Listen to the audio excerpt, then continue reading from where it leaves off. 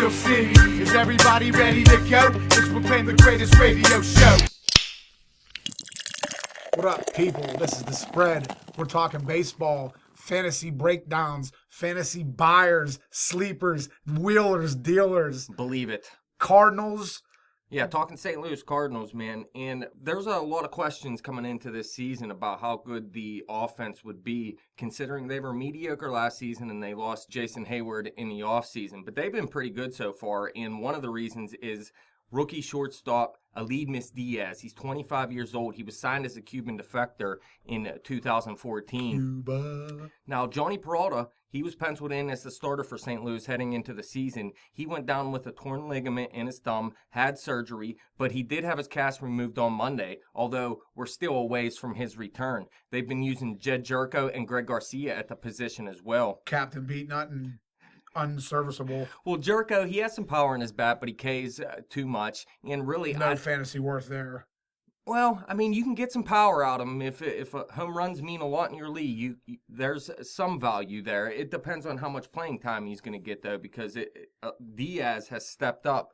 But Jerko, I really don't think he's a shortstop either. He was a second baseman for San Diego in their minor league system.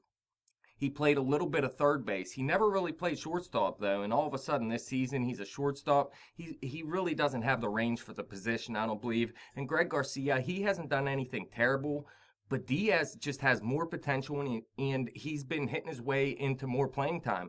Look, yesterday, April 15th, was his fourth straight start, and actually I already seen he's starting today, so he's made 5 straight starts now. But yesterday he went 2 for 5, a home run, a double, 3 RBIs, and 2 runs in a blowout win versus Cincinnati.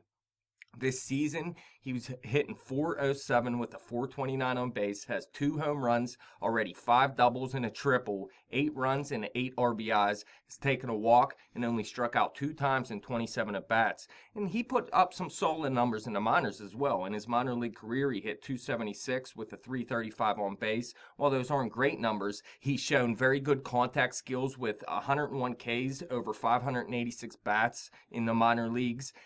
He's only walked 44 times in 163 games, but he did improve his patience at the plate in 2015. If you look in 2014, between A Advanced and Double A, he walked 9 times in 47 games. But last season, between Double A and Triple A, he walked 35 times in 116 games. And in Triple A, he only did play 14 games, but he had 6 walks in that span. So he was actually improving as he was getting into the higher levels of the minor leagues. And he also has a good power-speed combo. 38 doubles, 18 home runs, and 13 stolen bases in 163 minor league games, which is pretty much one major league season if you think about it, 162 games in a major league season.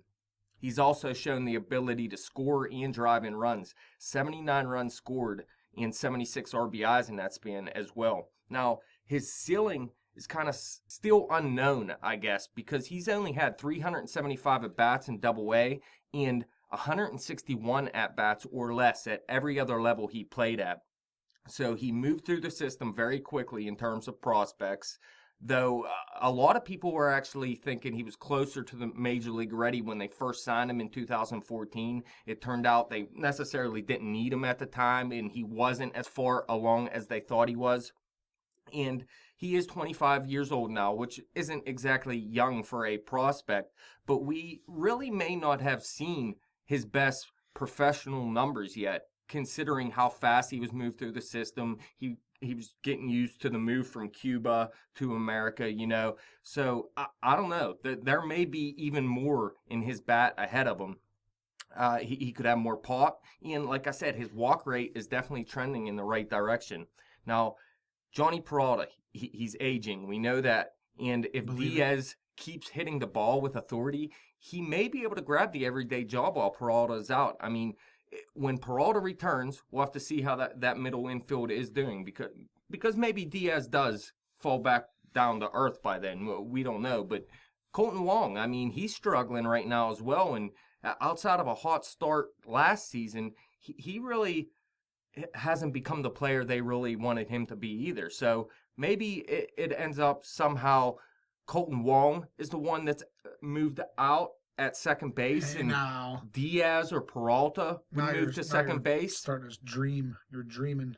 Well, I'm not dreaming. I like Colton Wong. I have him on my fantasy team. I hope this dude starts crushing the ball. I mean, he has 15 potential, maybe even a little bit more. Peralta's getting older, but he's about to hang him up. But they're paying him money, aren't they? Yeah, they're paying him, and I mean, he hit, 17 home runs each of the past 2 seasons for him, although his other numbers are dropping. He's definitely getting older, but, I mean, it's a possibility he's the one that finds it hard to come by some playing time. You know, we don't know at this point. But if it would happen where they move Colton Wong to the bench and play both Diaz and Peralta, I mean, Diaz would probably be your future shortstop, so you may want to put him there now. But I think Peralta is still a little bit more advanced defensively. I mean, you look, Diaz had 21 errors in 122 games at shortstop in the minor leagues, and he already has 3 errors this season for the Cardinals. So he's not really completely ready to take over the shortstop position, possibly. But Peralta, 20 errors in 300 games with St. Louis at the shortstop position. Although Diaz has a little bit more speed, a little bit more range at the position, so that's something you can consider as well. But if Wong and Diaz are both playing well, like I said, maybe Peralta is the one that comes off the bench sometimes and maybe they try to play him at third some days when Carpenter needs an off day. Who knows? Yeah, well, DH him in American League games. I don't know. We'll have to see how it works out. They still have time to sort this situation out because, like I said, Peralta, it doesn't look like he's going to be coming back very soon. But it looks like Diaz should continue to see most of the playing time at shortstop if his bat remains hot. Like I said, the potential, it's still unknown, but his bat at minimum should be good enough to stick at the position in the big leagues considering the power potential and the contact skills he brings. And so he's a fantasy ad, is what you're telling me? Oh, yeah, definitely add him in fantasy if he's still out there. I mean, I know I play in ESPN fantasy, and he's still available in over 80% of the leagues. I already added him. I mean, I'm playing him today. Hey, now, you're on it. But if you want to hit us up about anything, you could leave a comment in this YouTube section, obviously, or you could hit us up on Twitter at bet_the_spread. You can like us on Facebook at facebook.com/betthespread. And subscribe to our YouTube channel and like this video. Come on, my people. Wrap it.